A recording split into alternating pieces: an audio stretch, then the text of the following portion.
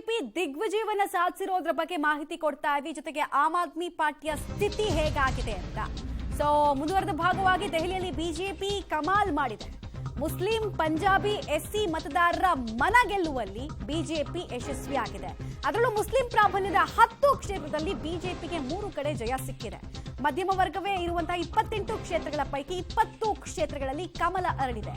ಜಾಟ್ ಪ್ರಭಾವದ 12 ಕ್ಷೇತ್ರದಲ್ಲಿ 11ರಲ್ಲಿ ಬಿಜೆಪಿಗೆ ಜಯ ಸಿಕ್ಕಿದೆ. ಪೂರ್ವಾಂಚಲದ 25 ಕ್ಷೇತ್ರದಲ್ಲಿ ಬಿಜೆಪಿಗೆ 17ರಲ್ಲಿ ಮುನ್ನಡೆ ಸಿಕ್ಕಿರೋದು. ಎಲ್ಲಾ ಫ್ಯಾಕ್ಟರ್ಸ್ ಕೂಡ ಕನ್ಸಿಡರ್ ಆಗಿದೆ. ಬಹಳ ಇಂಪಾರ್ಟೆಂಟ್ ಆಗಿ ಚಾಂದ್ನಿ ಚೌಕ್ನ ಮತದಾರರು ಈ ವೆಸ್ಟ್ ಡೆಲ್ಲಿ ತರ ಯೋಚನೆ ಮಾಡಲ್ಲ. ವೆಸ್ಟ್ ಡೆಲ್ಲಿ, ಚಾಂದ್ನಿ ಚೌಕು, ಈಸ್ಟ್ ಡೆಲ್ಲಿ ಜೊತೆಗೆ ಈ ಪೂರ್ವಾಂಚಲ ಪ್ರದೇಶದ ಮತದಾರರು ಅಂತ ನಾವೇನ್ ಕರಿತೀವಿ, ನಾರ್ತ್ ಈಸ್ಟ್ ಜನ ಇರ್ಬೋದು ಅಥವಾ ಬಿಹಾರದ ಜನ ಇರ್ಬೋದು, ಮೋಸ್ಟ್ ಪ್ರಾಬಬ್ಲಿ ವಲಸೆ ಕಾರ್ಮಿಕರು, ಅವ್ರು ಯೋಚನೆ ಮಾಡುವಂತಹ ರೀತಿನೇ ಬೇರೆ. ಚಿಕ್ಕ ಪುಟ್ಟ ವಿಚಾರಗಳು ಮ್ಯಾಟರ್ ಆಗುತ್ತೆ ಅವ್ರಿಗೆ. ದೆಹಲಿ ಎಲೆಕ್ಷನ್ ನಲ್ಲಿ ಬಿಜೆಪಿ ಏಕಚಕ್ರಾಧಿಪತ್ಯವನ್ನ ಸಾಧಿಸಿದೆ. ಏಕಪಕ್ಷೀಯವಾಗಿ 48 ಕ್ಷೇತ್ರಗಳನ್ನ ಗೆದ್ದಿದೆ. ಜೆಡಿಯು 2, ಎಲ್ಜೆಪಿಗೆ 1 ಸ್ಥಾನವನ್ನ ಬಿಜೆಪಿ ಬಿಟ್ಕೊಟ್ಟಿತ್ತು. ಬಟ್ ಮಿತ್ರ ಪಕ್ಷಗಳು 3 ಸೀಟ್ನಲ್ಲಿ ಗೆಲುವನ್ನ ಸಾಧಿಸಿಲ್ಲ, ಸೋತಿದೆ.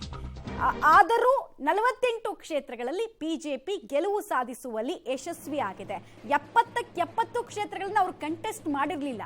ಅವ್ರು ಕಂಟೆಸ್ಟ್ ಮಾಡಿದ್ದೆ 67. ವೆರಾಸ್ ಆಮ್ ಆದ್ಮಿ ಪಾರ್ಟಿ 70ಕ್ಕೆ 70 ಕ್ಷೇತ್ರಗಳಲ್ಲಿ ಕಂಟೆಸ್ಟ್ ಮಾಡಿತ್ತು. ಕಾಂಗ್ರೆಸ್ ಕೂಡ ಅದೇ ಸಿಚುವೇಶನ್ ಇತ್ತು. ಆದರೆ ಬಿಜೆಪಿ ಮೆಜಾರಿಟಿ ಜೈಂಟ್ ವಿನ್ನರ್ ಆಗಿದೆ ಈ ಎಲೆಕ್ಷನ್ ನಲ್ಲಿ. ಬಿಕಾಸ್ ಕಂಟೆಸ್ಟ್ ಮಾಡಿದ ಅಷ್ಟು ಕ್ಷೇತ್ರದಲ್ಲಿ ಬಿಜೆಪಿಯ ಸ್ಟ್ರೈಕ್ ರೇಟ್ ಇದೆಯಲ್ಲ, ಅದು ಆಲ್ಮೋಸ್ಟ್ 70% ಹೆಚ್ಚು ಕ್ರಾಸ್ ಆಗಿದೆ. ಹಾಗೆ ಆಮ್ ಆದ್ಮಿ ಪಾರ್ಟಿ 2 ಎಲೆಕ್ಷನ್ ನಲ್ಲಿ ಲ್ಯಾಂಡ್ ಸ್ಲೈಡ್ ವಿಕ್ಟರಿಯನ್ನು ತೆಗೆದುಕೊಂಡಿತ್ತು. ಈ ಸಲ ಕುಸಿದಿರೋದು ಕೂಡ ಗಣನೀಯವಾಗಿದೆ. ಡೇಂಜರಸ್ ಟ್ರೆಂಡ್ ಅಲ್ಲಿ ಕಾಣಿಸ್ತಾ ಇದೆ.